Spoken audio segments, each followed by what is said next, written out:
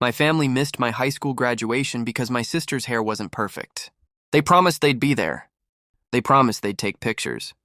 They even promised we'd go out to dinner afterward. But the morning of my graduation, my mom texted me saying my younger sister was having a meltdown over her outfit for a birthday party later that night. I asked if it could wait until after the ceremony.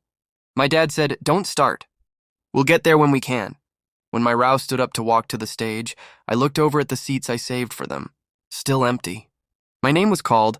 I walked across the stage, and all I saw were strangers cheering. Everyone else was surrounded by family taking pictures, and I just slipped off to the side pretending to check my phone so I wouldn't cry. They showed up almost an hour after it ended. My sister's outfit was perfect. My mom looked around and said, "We didn't miss anything important, right?" I didn't argue. I didn't cry. I just shut down. I went to my best friend's house instead of dinner and ignored my parents the rest of the night. A week later, when I moved into my aunt's house for the summer, something we planned months before, my parents assumed I'd be coming home every weekend. I didn't. I spent the whole summer with people who actually showed up for me. My aunt helped me prep for college. My uncle taught me how to drive on the freeway.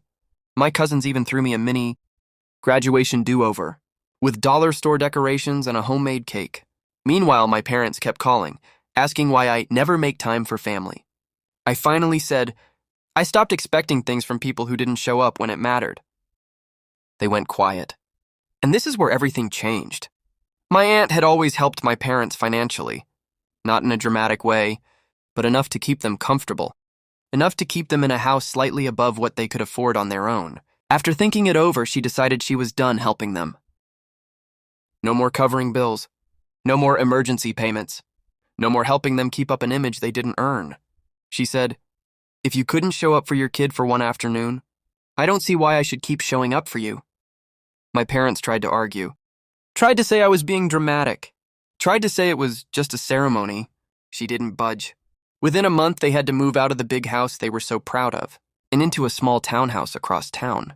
Not homeless, not tragic, just real consequences for the first time in their lives.